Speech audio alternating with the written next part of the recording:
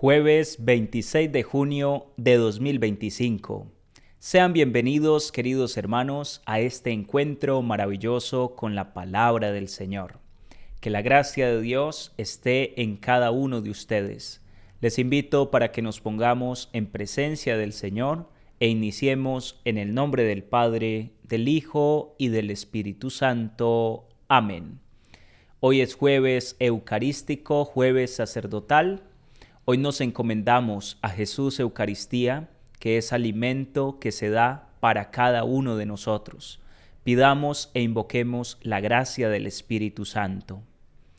Oh Espíritu Santo, amor del Padre y del Hijo, inspírame siempre lo que debo pensar, lo que debo decir, cómo debo decirlo, lo que debo callar, cómo debo actuar, lo que debo hacer para gloria de Dios, bien de las almas y mi propia santificación.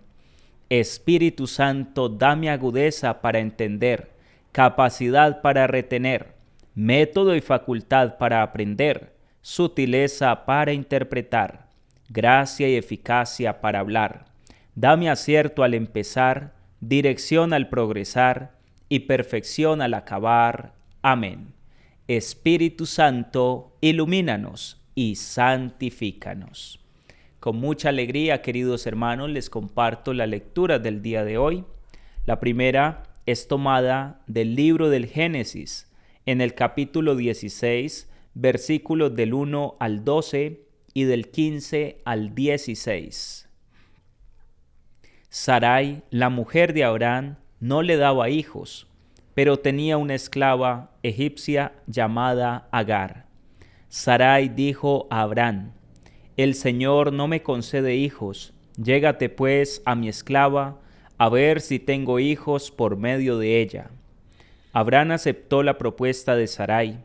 Así, a los 10 años de habitar Abraham en Canaán, Sarai, la mujer de Abraham, tomó a Agar, la esclava egipcia, y se la dio a Abraham, su marido, como esposa. Él se llegó a Agar y ella concibió. Al verse encinta, le perdió el respeto a su señora. Entonces Sarai dijo a Abraham: Tú eres responsable de esta injusticia. Yo he puesto en tus brazos a mi esclava, y ella al verse encinta me desprecia. El Señor juzgue entre nosotros dos. Abraham dijo a Sarai: En tu poder está tu esclava, trátala como te parezca. Sarai la maltrató y ella se escapó. El ángel del Señor la encontró junto a una fuente en el desierto, la fuente del camino de Sur, y le dijo: Agar, esclava de Sarai, ¿de dónde vienes y a dónde vas? Ella respondió: Vengo huyendo de Sarai, mi señora. El ángel del Señor le dijo: Vuelve a tu señora y sométete a su poder. Y el ángel del Señor añadió: Haré tan numerosa tu descendencia que no se podrá contar. Y el ángel del Señor concluyó: Mira, estás encinta, darás a luz un hijo y lo llamarás Ismael, porque el Señor ha escuchado tu aflicción. Será un potro salvaje. Su mano irá contra todos y la de todos contra él. Acampará separado de sus hermanos. Agar dio un hijo a Abraham, y Abraham llamó Ismael al hijo que le había dado Agar. Abraham tenía 86 años cuando Agar le engendró a Ismael. Palabra de Dios. Te alabamos, Señor. Oremos con el Salmo 105. Dad gracias al Señor porque es bueno. Dad gracias al Señor porque es bueno, porque es eterna su misericordia. ¿Quién podrá contar las hazañas de Dios, pregonar toda su alabanza? Dichosos los que respetan el derecho y practican siempre la justicia. Acuérdate de mí por amor a tu pueblo. Visítame con tu salvación, para que vea la dicha de tus escogidos, y me alegre con la alegría de tu pueblo, y me gloríe con tu heredad. Dad gracias al Señor, porque es bueno. El Evangelio, queridos hermanos, es tomado de San Mateo, en el capítulo 7, versículos 21 al 29. En aquel tiempo dijo Jesús a sus discípulos: No todo el que me dice Señor, Señor, entrará en el reino de los cielos, sino el que hace la voluntad de mi Padre que está en los cielos. Aquel día muchos dirán: Señor, Señor, ¿no hemos profetizado en tu nombre, y en tu nombre hemos echado demonios, y no hemos hecho en tu nombre muchos milagros? Entonces yo les declararé: Nunca os he conocido. Alejaos de mí, los que obráis la iniquidad. El que escucha estas palabras mías y las pone en práctica, se parece a aquel hombre prudente que edificó su casa sobre roca. Cayó la lluvia, se desbordaron los ríos, soplaron los vientos y descargaron contra la casa, pero no se hundió, porque estaba cimentada sobre roca. El que escucha estas palabras mías y no las pone en práctica, se parece a aquel hombre necio que edificó su casa sobre arena. Cayó la lluvia, se desbordaron los ríos, soplaron los vientos y rompieron contra la casa, y se derrumbó, y su ruina fue grande. Al terminar Jesús este discurso, la gente estaba admirada de su enseñanza, porque les enseñaba con autoridad y no como sus escribas. Palabra del Señor. Gloria a ti, Señor Jesús. Te damos gracias, oh Dios, por el don de tu palabra, con la cual nos alimentas en este día. Estamos escuchando, queridos hermanos, en la primera lectura, la narración de la historia de Abraham y cómo el Señor lo llamó, cómo el Señor le hace unas promesas. Pero hoy nos damos cuenta de cómo en medio de ese caminar, pues no todo fue tan claro como nosotros nos podríamos imaginar. Dios le habla a Abraham, pero le da libertad. Dios le da unas instrucciones y le dice que haré de ti una gran nación y todo lo demás, que Él le dará descendencia. Pero Abraham ve pasar los años y no logra haber conseguido la promesa que el Señor le había realizado. Por eso entra como un poco de duda en la familia, en la casa de Abraham. Y entonces Sarai, al ver que Abraham no podía concebir con ella, entonces le dice: toma a la esclava, a Agar, y llégate a ella. Abraham aceptó la propuesta y se llegó a Agar. Agar concibió en su vientre. Pero es ahí donde empieza el drama de Sarai, porque su esclava, al verse encinta, entonces empieza a desobedecerle, ya no la respeta, ya no se somete a ella, la ve como una competencia. Y en ese momento Sarai le dice a Abraham: mira lo que ha pasado con la esclava, tú eres culpable de todo esto. Y Abraham le dice: no, es tu esclava, trátala como tú quieras. Y dice la escritura que Sarai empezó a maltratar a Agar, a tal punto que la aburrió y Agar se marchó. Iba camino por el desierto cuando el ángel del Señor se le aparece y le dice: ¿a dónde vas? El ángel le ayuda en ese momento a Agar a clarificar las cosas y le dice: debes volver a tu casa y debes someterte a la autoridad de tu señora.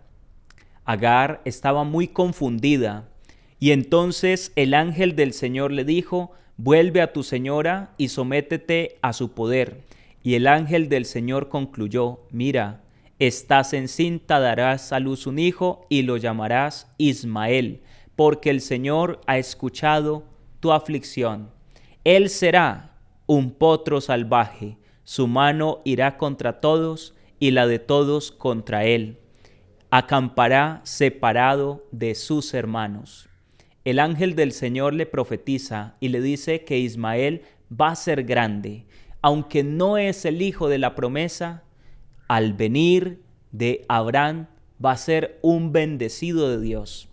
Y allí nace el pueblo ismaelita, los descendientes de Ismael, el primogénito de Abraham. Es el hijo que tiene con la esclava. No es el hijo de la promesa. Sin embargo, Dios bendice a Ismael. Cuando llegó el día del alumbramiento, Abraham decidió llamarlo Ismael. Y dice la Escritura que Abraham tenía 86 años cuando Agar le engendró a Ismael. Ya era un hombre avanzado en años. Esta historia nos hace reflexionar a cada uno de nosotros. Y no es distinta de la historia de muchas personas que no han nacido de un hogar bien constituido. Quizás por una aventura de papá o de mamá, tú llegaste al mundo, pero no por eso tienes que sentirte frustrado o frustrada, como que no fuiste planeado. No, porque nadie se sale de los planes de Dios. Dios tenía una bendición reservada para Ismael. Lo hizo grande, lo bendijo, lo multiplicó aquí en la tierra, a él y a su descendencia. El poder de Dios es grande y Dios tiene planes que sobrepasan nuestros planes y nuestros proyectos. Aunque no era lo que Dios le había prometido a Abraham, sí se lo permitió. Y entonces Ismael llegó a este mundo. En el Evangelio del día de hoy, que es tomado de San Mateo, Jesús habla a la muchedumbre, habla a sus discípulos y les dice: no todo el que me dice Señor, Señor, entrará en el reino de los cielos, sino el que hace la voluntad de mi Padre que está en los cielos. Esto es tan claro, tan contundente, y es un llamado de atención para cada uno de nosotros, porque a veces reducimos la religión simplemente a unas prácticas exteriores, quizás a unas oraciones que no sabemos de memoria, pero en la cotidianidad de la vida no se nos manifiesta el ser cristianos. No todo el que diga Señor, Señor entrará en el reino de los cielos. ¿Quiénes van a ser los que van a ser parte del reino de los cielos? Aquellos que hagan la voluntad del Padre que está en los cielos. ¿Y cuál es la voluntad del Padre?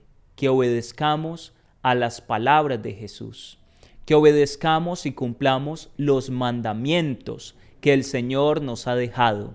Esa es la voluntad del Padre, que amemos a su Hijo, que le conozcamos, que le sirvamos, que nos consagremos a Él.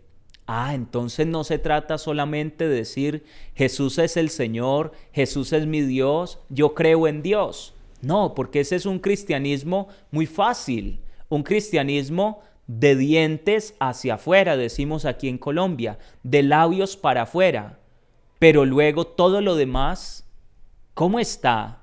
¿Cómo está nuestra relación con nuestros hermanos, con nuestros parientes, con nuestros vecinos? ¿Cómo me manejo yo en el día a día? ¿Los demás sí pueden ver en mí un verdadero cristiano? ¿Será que cuando los demás me miran, dicen, he ahí a un cristiano de verdad? ¿Sí será que esto está pasando con nosotros? Debemos preguntarnos, queridos hermanos, debemos interrogarnos a nosotros mismos, ¿cómo estamos viviendo el cristianismo? ¿Cómo estamos viviendo y experimentando nuestra fe en el Señor? Hay que tener cuidado con todo esto porque el Señor es muy claro en el Evangelio del día de hoy. Dice, aquel día muchos dirán, Señor, Señor, ¿no hemos profetizado en tu nombre y en tu nombre hemos echado demonios y no hemos hecho en tu nombre muchos milagros? Entonces yo les declararé, nunca os he conocido. Alejados de mí los que obráis la iniquidad. Es decir, que hablar y actuar en nombre de Dios no nos va a salvar. Lo que nos salva es hacer la voluntad del Padre. Si vivimos en iniquidad, si tenemos una moral doble, si tenemos una vida doble, si un día alabamos a Dios pero al siguiente estamos haciendo lo que desagrada a Dios, no somos verdaderos ni auténticos cristianos, porque no estamos haciendo las obras que al Padre del cielo le agradan. ¿Cuáles son esas obras? Cumplir la voluntad de Jesús. El que escucha estas palabras mías y las pone en práctica, se parece a aquel hombre prudente que edificó su casa sobre la roca. Hoy, hermanos, Jesús nos invita a edificar la casa sobre la roca. Cuando edificamos sobre roca, cuando Cristo es el pilar, el baluarte de nuestra casa, de nuestra familia, cuando todas nuestras decisiones, pensamientos, deseos giran en torno a la figura de nuestro Señor Jesucristo. Si antes de tomar una decisión, primero nosotros no le consultamos al Señor, quiere decir que no somos auténticamente hijos de Dios. Porque todo aquel que se deja mover por el Espíritu de Dios, todo aquel que deja que el Espíritu Santo sea el que obre y tome las decisiones en la vida, ese es hijo de Dios. Si el Espíritu Santo, si Jesús no son los protagonistas en nuestra vida, puede ser que estemos construyendo sobre arena. Dice el Señor, el que escucha estas palabras y las pone en práctica, no es suficiente con escuchar la palabra. Hay que llevarla a la práctica, en el actuar, en el día a día, en lo que hacemos cotidianamente. Allí es donde somos o no somos cristianos. Es en la práctica, hermanos. No solamente es de palabra. Lo dice el apóstol Santiago en su carta. Muéstrame tu fe sin obras, que yo por mis obras te mostraré mi fe. Porque hasta los demonios creen y tiemblan. Pero no es suficiente con creer. No es suficiente con decir, yo le creo a Dios, yo soy católico. Como muchos llenan su boca y se ufanan diciendo, claro, yo soy muy católico. Mi papá, mi mamá, mis abuelos eran muy católicos. ¿Quién dijo que el catolicismo, el cristianismo, depende de lo que hayan sido nuestros antepasados? Es lo que yo soy, lo que yo hago. Eso es lo que define mi vida cristiana. Eso es lo realmente importante. El que escucha esta palabra, el que cimenta su casa sobre la roca que es Cristo, dice, cayó la lluvia, se desbordaron los ríos, soplaron los vientos y descargaron contra la casa, pero no se hundió porque estaba cimentada sobre roca. ¿Cuántas veces los matrimonios, las familias se destruyen, se acaban? Estaban cimentados sobre otras cosas, sobre el dinero, sobre la belleza, sobre la sexualidad, pero no estaban cimentados en Cristo. Hermanos, ¿sobre qué está cimentada nuestra vida? ¿Sobre qué está apoyada nuestra existencia? Si es Cristo el protagonista, el primero, el más importante en nuestras vidas. Es un llamado de atención el que hace hoy Jesús en el Evangelio. Dice el Señor, el que escucha estas palabras mías y no las pone en práctica, se parece a aquel hombre necio que edificó la casa sobre arena.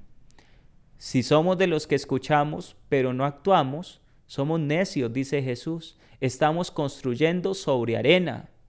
No basta escuchar la palabra de Dios. Hay que llevarla a la práctica, porque esto es lo que le gusta a Dios. Cayó la lluvia, se desbordaron los ríos, soplaron los vientos y rompieron contra la casa y se derrumbó, y su ruina fue grande. Queridos hermanos, hay muchas personas que acuden constantemente al templo. Hay muchos que escuchan la palabra todos los domingos, pero no todos los que escuchan la palabra la practican. Y su vida no va bien. Y después se quejan. La vida cambia. La vida se sostiene firme cuando estamos haciendo la voluntad de Dios. Y hacer la voluntad de Dios puede ser compleja, a veces no es tan fácil, pero es lo más importante para nuestras vidas. Pidámosle al Señor hoy la gracia de poder cimentar nuestra casa, nuestra vida sobre la roca, que es Cristo nuestro Señor y Salvador, escuchando y llevando a la práctica, al cumplimiento, esta santa palabra. Queridos hermanos, les invito para que hoy a las 7 de la noche, hora de Colombia, nos unamos para el segundo día del Triduo en honor al Sagrado Corazón de Jesús. Dejemos que el amor de Jesús sea expresado y lo podamos recibir en nuestros corazones. Que la gracia, el amor de Dios esté en cada uno de ustedes. Y les bendigo en el poderoso nombre del Padre, del Hijo y del Espíritu Santo. Amén. Bendiciones para todos.